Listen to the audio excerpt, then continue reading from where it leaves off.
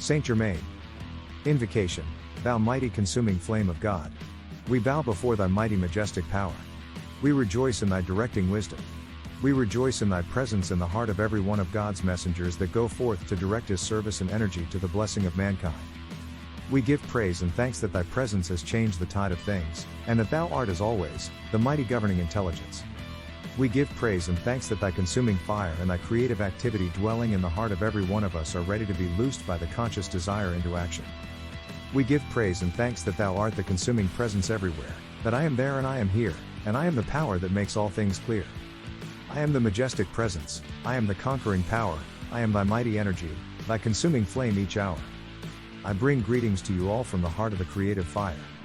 The discourse. The creative fire that I am is the flame of God, his master presence, anchored in the heart of every one of God's children.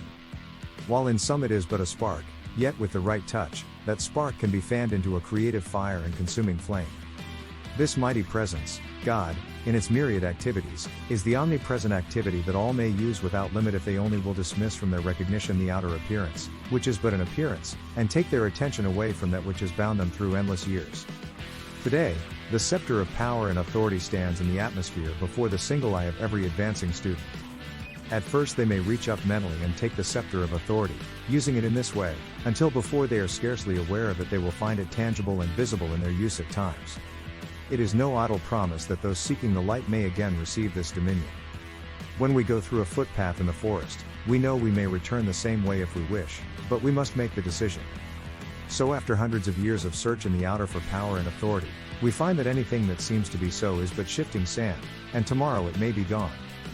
By the rejoicing acceptance of your God dominion, you may step firmly upon the sure foundation of the rock of truth, which is God, and from which no outer disturbance can ever shake you, once you know from actual experience. Students of truth wonder why they cannot hold a firm anchor in their decision to hold fast to the God presence, which is their dominion. They do not analyze their outer expression to see what is lurking there to cause disturbance, question and doubt. But for those who will take the authority which is theirs and probe deep into their motives, it will be so easy to pluck out the tares from the golden grain and soon be free from the disturbance that causes them to doubt themselves and the very presence of God which beats their hearts.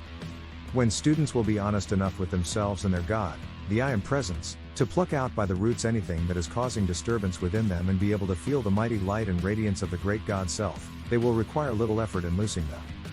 Great I am presence in love and intelligence, which is an ever-sustaining power and strength, assurance, or whatever they may need in order to hold their feet firm upon the rock of truth, which is one of the great jewels in God's kingdom. Its dazzling radiance will enfold them upon the slightest invitation. O students of today, hold fast to this mighty presence which beats your hearts, whose life flows through your veins, whose energy flows through your mind. You have free will and can qualify and bless it to your perfection or imperfection. Always remember that through your failure to turn to this mighty presence, by which you find you have created inharmony and disorder, you must give yourselves ample time to gain the full recognition of this mighty power and give it full activity in your life. Do not become impatient because things do not work out as rapidly as you would like them to. They can only work according to the speed of your acceptance and the intensity of your feeling. The mighty energy that surges through your mind into your body is the pure electronic energy of God, the mighty I am presence. If your thought is joyously held upon your God Self as the source of your being and life, that pure electronic energy continues to act unabated, uncontaminated by human, discordant qualification, but knowingly or unknowingly. If you let your thought begin to gather from the discord by which it is so often surrounded, you change the color and quality of this radiant pure energy. It must act, and you are the one who shall choose how it shall act to you. Don't ever think you can get away from this simple fact.